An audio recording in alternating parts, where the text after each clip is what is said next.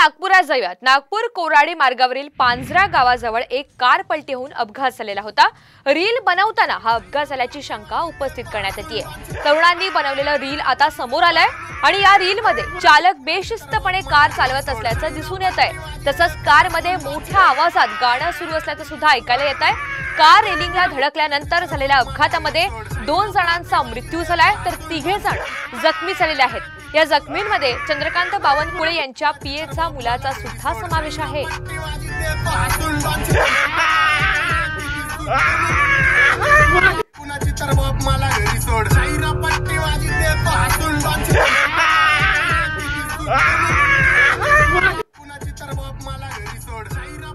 त्यामुळे अपघाता आधीची आणि नंतरची आपण दृश्य पाहतोय। नागपूर कोराडी मार्गावरील पांझरा गावाजवळ ही कार पलटी होऊन अपघात झालेला आहे आणि रील बनवताना अपघात झाल्याची शंका उपस्थित केली जाते।